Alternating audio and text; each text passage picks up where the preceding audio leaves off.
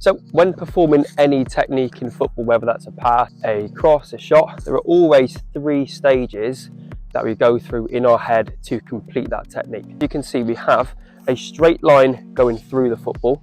That is 180 degrees. There's a line that comes off of that to create this 90 degree. That is quite important. Being a right-footed player, it's my dominant foot. If I'm striking with my right, my natural follow through, which is stage 3, we'll get onto that in a minute, will be more to my left. So I would strike and look to move to my left to kind of disengage from the ball. The reason that is important is it helps us with navigating whereabouts roughly our approach to the actual football should be. Now, take this 90 that we've got, obviously we built it from this 180 degree line, the straight line that goes from our target to almost where the ball is. It goes right through the football, creating that 90 degree, and this half of 90, you guessed it, 45, is roughly about where you should always look to approach from. Obviously, if you're straighter, because we typically strike across our body, not forward like so, if I was to approach at a straighter angle, obviously my right leg would come around this way, and I'm probably aiming to be hitting more on that side over there. So this is rough. It's completely up to you. Obviously, the more you go here, the more your body's got a twist, the more you're going to expect to maybe a little bit of curl on the ball. It is still possible, it's just a lot trickier. So I would recommend in and around this sort of 45 degree mark.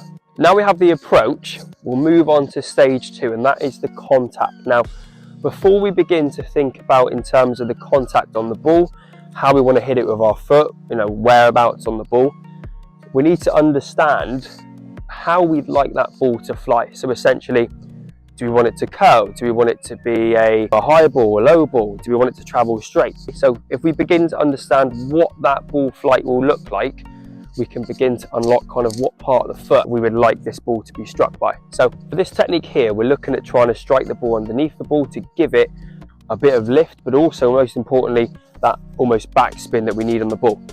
Going back to the contact earlier, we obviously don't want this ball to curl that much. It will be a little bit more unpredictable for the person receiving the ball. It's also quite tricky to control. If it's lofted, if it's straight, if it has that backspin, it's a lot easier for that player to control. So that is the technique we're going to go for. In terms of how we do it, it's very, very specific. You need to have your body in a really, really good position. Obviously, got your approach. Approach is nailed. As we approach, considering we're trying to get underneath the ball, we need to make sure that our standing leg is quite far from the ball. So for example, if I'm here, like so, and I'm trying to create like a flat surface underneath the ball to lift it, if I'm close to it, you'll find that my foot has quite a lot of surface area where I'm hitting the ball. Hopefully you can see from this angle that I'm looking almost to strike the heart from this position. However, if I step more to the left, you'll find naturally my body will sink, so my knee is over my toes, and I can get underneath it more like so. Obviously, the closer I go like so, it's more of this part. Closer, I'm almost striking it like it's a full-on strike towards goal. So tip number 1 is keeping that left leg or your standing leg quite far from the ball. Roughly, I would say you almost want a whole nother football to fit in that little gap, okay?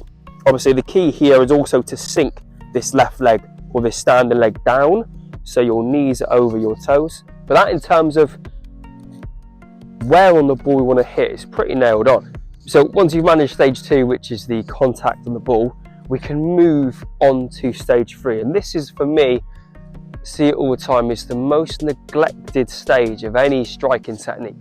The follow through is essentially what we do with ourselves, our body, after we strike the ball.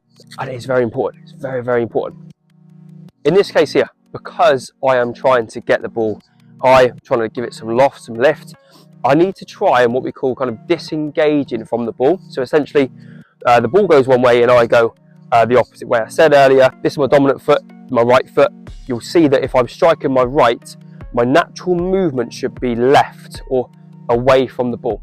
What you'll find is, because the ball is static, I can perform a crossover movement. It's very similar to almost a reverse step over. Essentially, obviously, going back for stage 1, you approach at 45 degree, you're moving, standing leg quite far from the ball, getting those knees over your toes. As I strike, I don't want this leg, this my striker leg, to follow through too much. I want to be able to punch at the ball and then cross over my right leg and then bring my left leg around like so. So a little bit slower, I'll approach, contact, and then cross my legs. Obviously making sure you've got all your stages before. Strike, cross, cross. So I'll just quickly demonstrate in terms of the follow through that we've just spoken about. Obviously the ball is static, so I'm going to perform a right leg and then bring that left leg round. Obviously got my lines, straight line, that's my target. I'm approaching at 45 degree, like we said earlier. This top line here that we marked out to create that 90, my feet, I'm not going to cross that line, okay, that's the idea. If I go with the ball too much, so I kick and I cross and go with it, what you'll find is the ball won't be as high. Again, going back to what we spoke about, we want to detach ourselves from the ball. So the ball goes one way and we go the other as much as we can. And by having that line, that imaginary line, we can consider that and then try not to go forward and go with the ball essentially. So all together, here we go.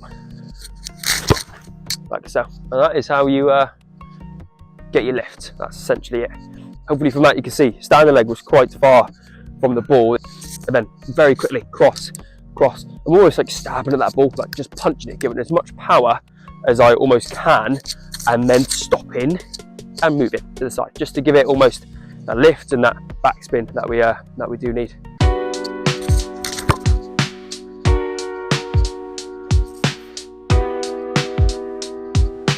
Then you'll find that I can kick and cross